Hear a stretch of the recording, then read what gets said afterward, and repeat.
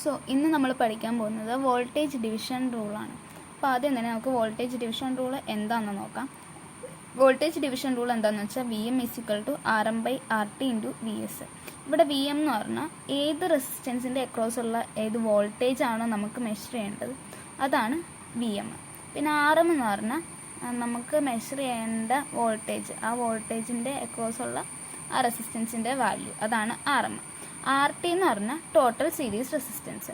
VS എന്ന് പറഞ്ഞാൽ നമുക്ക് മൊത്തത്തിലുള്ള സപ്ലൈ വോൾട്ടേജ്. അതാണ് voltage division rule.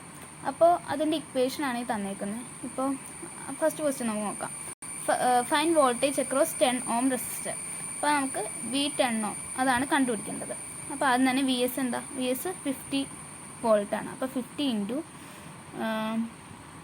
RM. RM എന്ന് വെച്ചാൽ ഏതിന് അക്രോസ് ഉള്ള വോൾട്ടേജ് ആണോ നമുക്ക് കണ്ടുപിടിക്കേണ്ട ആ റെസിസ്റ്റൻസ്, അത് എത്രയാണ്? 10 ohm. അപ്പോൾ 10 divide by total series resistance. ഇവിടെ ടോട്ടൽ സീരീസ് റെസിസ്റ്റൻസ് എത്രയാണ്? 10 + 5 15. അപ്പോൾ 50 × 10/10 + 5, അതായത് 500/15 = 33.3 വോൾട്ടാണ് ഈ 10 ohm റെസിസ്റ്റൻസിൻ്റെ അക്രോസ് ഉള്ള വോൾട്ടേജ്. അടുത്തത് വോൾട്ടേജ് ഡിവിഷൻ റൂൾ വെച്ച് തന്നെയുള്ള മറ്റൊരു പ്രോബ്ലമാണ്. Find the voltage between A and B in a voltage divider network shown in figure. ഇതാണ് നമുക്ക് തന്നേക്കുന്ന വോൾട്ടേജ് ഡിവൈഡർ നെറ്റ്വർക്ക്. അപ്പോൾ നമുക്ക് ഈ എയ്ക്കും ബിക്കും അക്രോസ് ഉള്ള വോൾട്ടേജാണ് കണ്ടുപിടിക്കേണ്ടത്. അപ്പോൾ അതായത് ഈ എയുടെക്കും ബിക്കും അക്രോസ് ഉള്ള റെസിസ്റ്റൻസ് മൊത്തം എത്രയാണ്? 5 + 4 9 kilo ohm ആണ് ടോട്ടൽ റെസിസ്റ്റൻസ്.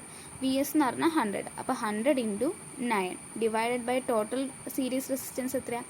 9 + 1 10. അപ്പോൾ 100 × 9/10 = 90 വോൾട്ട്. അപ്പോൾ അതാണ് നമ്മൾ ഈ വോൾട്ടേജ് ഡിവിഷൻ റൂൾ വെച്ച് അപ്പോൾ നമ്മൾ ഈ റെസിസ്റ്റൻസിൻ്റെ അക്രോസ് ഉള്ള വോൾട്ടേജ് കണ്ടുപിടിച്ചു.